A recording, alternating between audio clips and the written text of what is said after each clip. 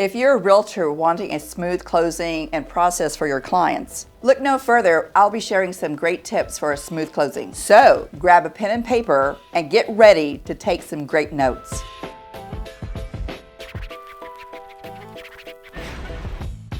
My name is Dianne Ayala Steffey. I am a mortgage loan expert. I work with clients to first educate them on the various financing options available to them. Tip number 1, communicate with all parties involved. Communication is the foundation of a good relationship, so all parties involved need to know what the process is involved in closing a transaction. You have the buyers, you have the sellers, you have the listing agent, you have the buyer's agent, you have the title company.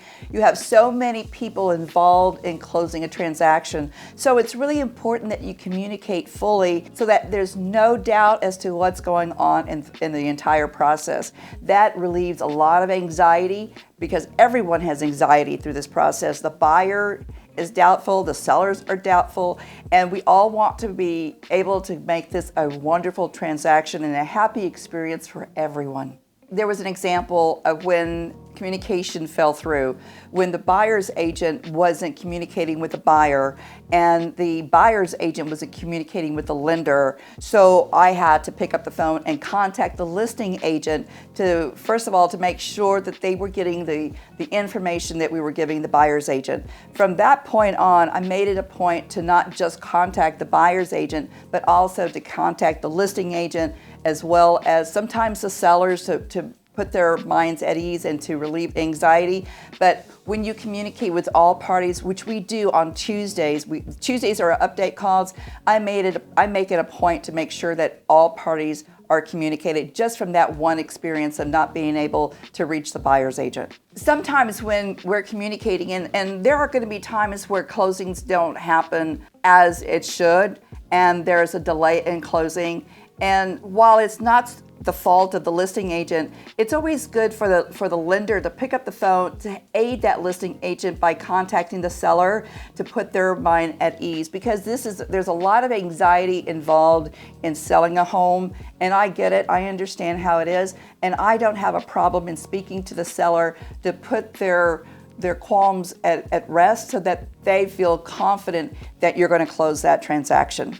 Tip number 2, stay organized. Buying a home, especially a buyer getting a loan, a home loan to purchase a home, is pretty traumatic. There's a lot of paperwork involved. There's a lot of income/asset documentation that one needs to retrieve and get from the borrower to make sure that the transaction gets closed on time and able to submit to underwriting in a timely manner. So when the borrower doesn't provide that information, it slows down the transaction. One of the first things an individual has to do, or a borrower has to do, is to sign their initial disclosures. Sometimes this can be delayed, so it's really important that we stay on top. We, being the lender, stays on top of that buyer to completely sign the disclosures so that they can sign the intent to proceed. So when you do that, after the inspection has been done by the borrower and they proceed to purchase a home, we then will order the appraisal. So there are so many things that are getting involved. We are processing the loan, we are ordering the appraisal, we're ordering the title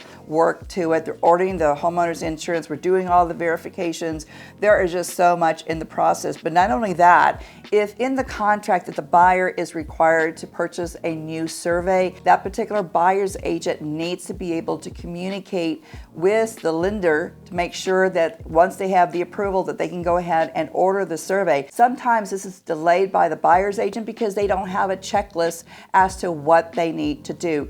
Sometimes buyer's agents don't work on a team or don't have a transaction coordinator to help them.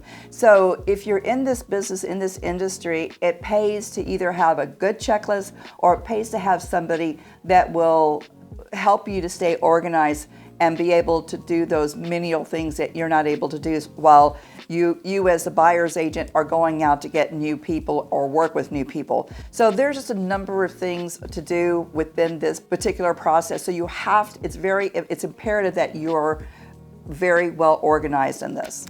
What I do is I know that once I have the contract from the buyer, I will issue or create the lender's disclosures, but I'm going to review with the buyer by Zoom or by face-to-face to ensure that they know the numbers, how much they're going to have to come to closing with, what are all the items that we need in order to get that loan approved. Once I have that, then I'll order what the loan disclosures are. Then once I have the loan disclosures signed and ready to go, then it's submitted into processing. My processor is so amazing. He knows when he reviews the file exactly what's going to be needed for that particular file. He'll go ahead and send an updated needs list to the buyer. We will give that buyer a Tuesday call to make sure that they understand what else is needed. It's called a Tuesday update call, that is. And then once we're ready to submit, usually within 24 to 40 hours after receiving all the items, then we get a conditional loan approval from underwriting. Then my loan coordinator will take that loan and identify all the conditions to satisfy, and then get that loan back into underwriting for the clear to close. So that way we can get that loan into the closing department for the closing documents. So this is the process we take in each and every time. Now, sometimes it's not that easy. Sometimes there are situations that come up that we don't see on the credit report that our underwriters identify. So we have to address those conditions, but very rarely do we get a suspension. We actually are very good about getting a conditional loan approval as it comes out. Now, when you hear the word conditional loan approval, it's not a clear to close or a CTC as most buyers would like to see. A conditional loan approval is stating that once the loan comes out, there are certain things that the underwriter needs to have satisfied in order to move it to a clear to close, which will then go into the closing department. So my processors go and answer or get those particular answers to those questions, and once it's satisfied, then we submit that back into underwriting for the clear to close and into the closing department. It's a very smooth process. We have it to where we use a pod system. Everybody has their responsibilities and their specific items that they have to work, and it's almost like in manufacturing. When you manufacture a product, it goes by steps. So ours has a really unique steps to take in order to get that closing achieved on a scheduled date. I know that most realtors do have a checklist to use, and some may use it, some may not.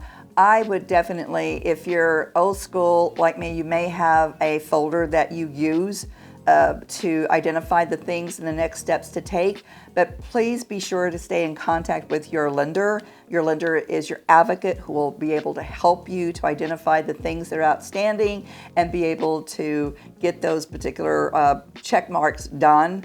Just to be sure that, for example, make sure that you have the inspections done at a particular time. Make sure of when the financing option is going to be expire, so that you know when that approval has to be made so that you don't lose your buyer's earnest money deposit. I will say that when you have a contract and you have your home, this particular, if the subject property is in a homeowners association, take advantage of giving time that the seller has to provide the covenants and all the information about the HOA. I would advise to not say that they don't need it, because you never know when you may need to get out of a contract, and that's the only saving grace to save your buyer's earnest money deposit. That's one tip that I would give you. I'm not trying to be a realtor, but that's something that I've seen lately, that some realtors just don't give that buyer the opportunity to receive the covenants to that subdivision. Tip number 3, be proactive. Don't wait till the last minute to identify potential problems. For example, if a buyer is having to close in California and your buyer is, or the transaction is supposed to close in Texas, and you really need to identify that up front, not at the very end. Because if your buyer is in California and they plan to close in California, your lender could do what's called an e-closing, to where they can close just on a laptop and not have to worry about getting the original documents in Texas to sign. You really need to share that with your listing or with your lender, so that way they understand what the process is up front.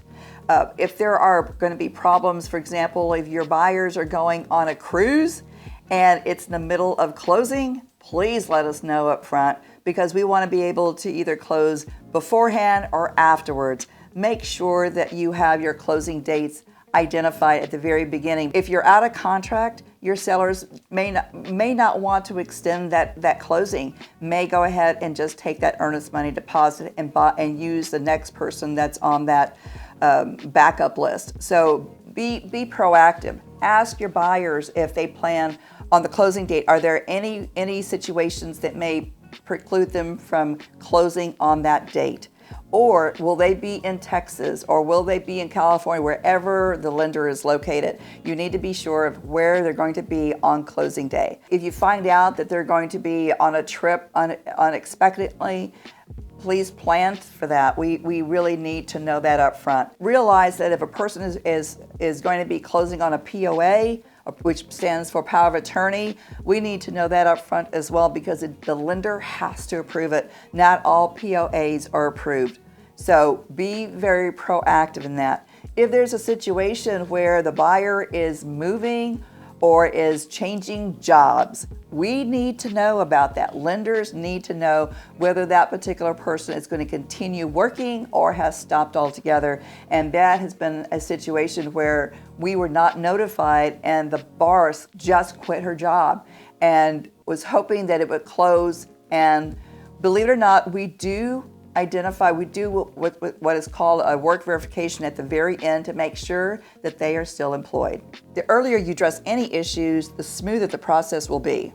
Tip number 4, prepare your clients. Closing on a house can be a very stressful process. So it's really important that you, as the realtor, explain to them the process it's going to take from beginning to end. One of the first things I would do is never have them, if they're leasing an apartment or a home, to not give a 30-day notice until they have the clear to close. You don't want to have your client give 30-day notice and there's a delay in closing, because then you have gotten that person, or actually then you've caused a problem for that particular buyer, because then they have no place to go. And you haven't done your job in preparing them as to what to expect. Again, it's a stressful process. Everyone needs to understand this, and it's really important that you, as the realtor, give them the bad news rather than giving the good news, because then they'll understand what to anticipate.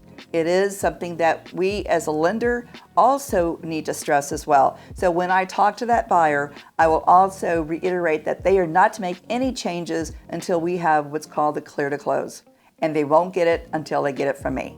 When you prepare your clients, this is going to relieve a lot of anxiety. It gets them, they anticipate what's going to happen, and they feel better for it. And then once the process is smooth, then you're going to see that you're going to have very, very happy people who will realize then that the process wasn't as bad as they had thought. Closing on a house can be a complicated process, so it's really important that you stay focused and organized. That way you'll have a very smooth closing and you'll be happy at the end. If you found the video helpful, please like, and if you want more helpful tips, subscribe to my channel. Until next time, take care and stay financially savvy.